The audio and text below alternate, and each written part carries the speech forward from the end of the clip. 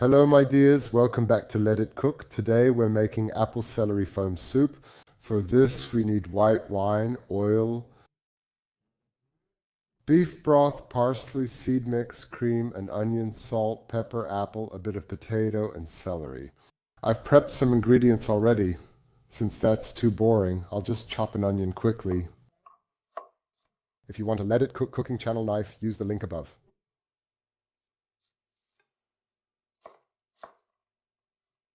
I think that's almost a bit too much onion for me. I'll put in a little less like this. Now oil. Now we can add the onions, the potatoes, and the celery.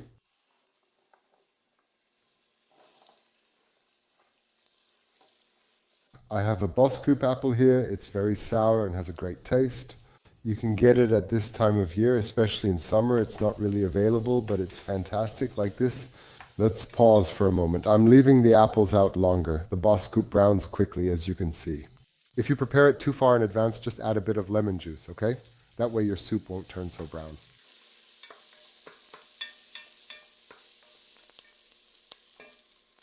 We're going to sweat this without letting it brown. Just let it cook a little so the flavors come out.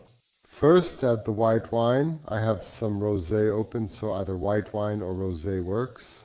That changes the color a little bit, but I didn't want to open a new bottle just for a splash. Now add the wine.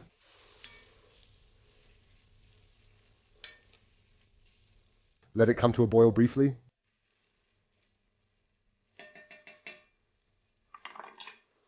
And then we add the broth.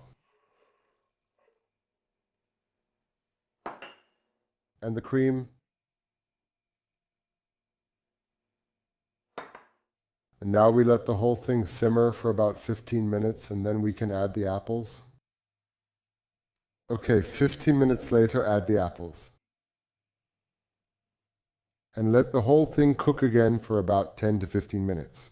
Test with a small fork to ensure everything is soft. See you in 10 minutes. Now it's all soft. Now let's season it with a pinch of salt and a pinch of pepper.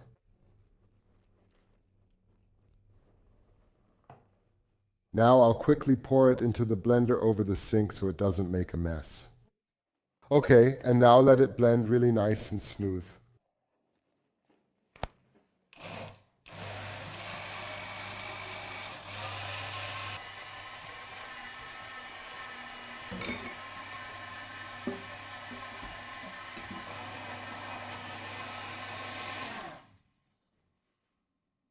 Now we just have to strain the whole thing through the fine sieve. By the way, something like this should be in every good kitchen. Yes, it needs to be strained. This is a very fine sieve that removes some of the lumps. I'm not a big fan of it either. When the soups are too thick, yeah, you might already know, I always prefer to make them a bit thinner. And with that, we're basically removing a bit of the garnish.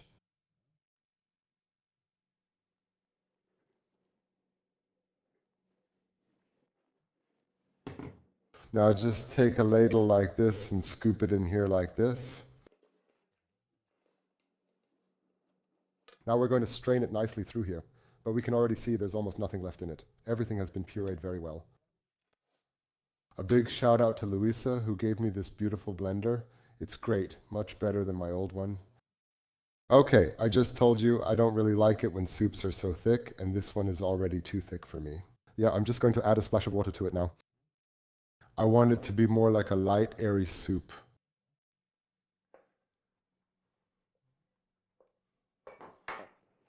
Now I'm adding something else, which I forgot to mention to you in the list.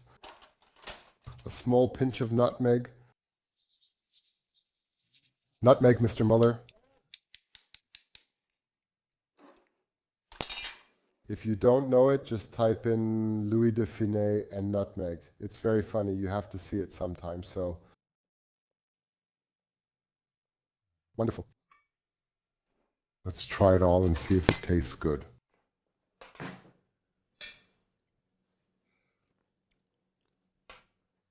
Wow.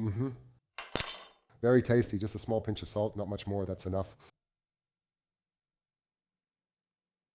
Once you've prepared them, You can serve them to your evening guests.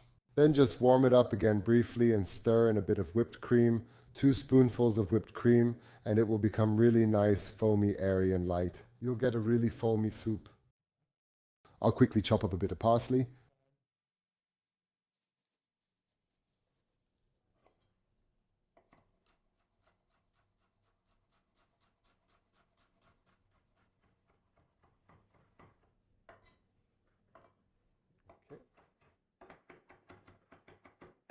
Just before serving, simply add a spoonful of whipped cream, half whipped cream, so don't whip it completely, just a bit, and stir it in here.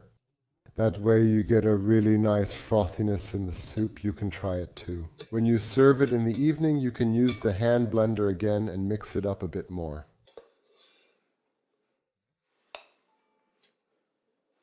The bell's ringing outside. That's your signal.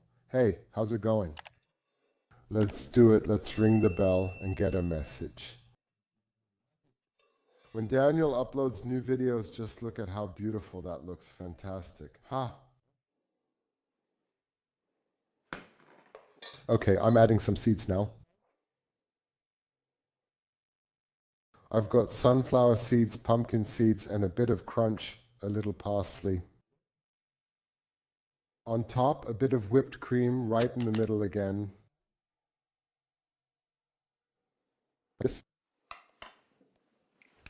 A little bit of pepper, just a little, and now I'll put a coconut shrimp right in the middle here. If you want to know how to make them, here's the link to the video. Let's do 2 this time instead of just 1. No need to be stingy. Exactly. 2 more grains for better visibility in the photo. Now, my dears, as always at the end of the video, now just try it once.